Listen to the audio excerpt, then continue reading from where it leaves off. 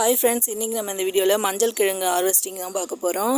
நான் போன வருஷம் தை மாதத்தில் மஞ்சள் வாங்கி வீட்டில் யூஸ் பண்ணிவிட்டு அதை முளைக்க வச்சு அதை நட்டிருந்தேன். கார்டன் பெட்டில் ஒரு 5 கிழங்கு விரல் சைஸ் எடுத்து அதில் விரலி மஞ்சள் கிழங்கு நட்டிருந்தேன்.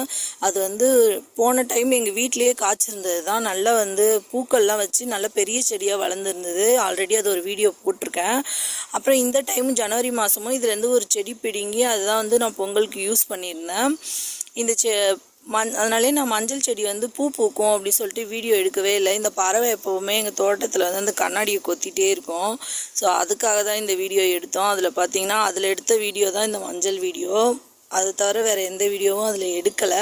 அதை நான் அப்படியே விட்டுட்டேன். சரி, திரும்ப அதில் வைக்கும்போது பார்த்துக்கலாம், பூ வைக்கும்போது வீடியோ எடுத்துக்கலாம் அப்படின்னு சொல்லிட்டு பார்த்திங்கன்னா பூ வைக்கவே இல்லை. திடீர்னு ஒரு நாள் இந்த மாதிரி செடியெல்லாம் காஞ்சி போய் கிடந்தது. அவ்வளோதான் போல் இருக்குது. சரி, இதை ஏதாவது கிழங்கு வச்சுருக்கா அப்படின்னு பார்க்கலான்னு சொல்லி நோண்டி பார்த்தா அந்த செடிக்கு கீழே இருந்த அந்த கிழங்கு மட்டும்தான் வளர்ந்துருந்தது. நான் எந்த சைஸில் நட்டுருந்தேனோ அதே சைஸ் மட்டும்தான் கிழங்கு இருந்தது. மீதி கிழங்குலாம் மண்ணை அரிச்சிடுச்சு. ஒரு 3 செடி தான் பாக்கி இருந்தது. 2 செடி பொங்கலுக்கு பறிச்சிட்டேன். 5 கிழங்குல இது ஒரு நான் நட்டதுலேருந்து ஒரு 100 கிராம் அளவு கிழங்கு வளர்ந்துருக்கு, அவ்வளோதான். ஆனால் நான் ஒரே ஒரு சின்ன பீஸ் நட்டது தான் போன வருஷம். அது பூலாம் வச்சு அந்த கிழங்கு நிறைய ஒரு 1/4 கிலோ அளவுக்கு காய் காய்ச்சிருந்தது. இதில் இவ்வளோ தான் கிடச்சிருக்கு. தேங்க்ஸ் ஃபார் வாட்சிங்.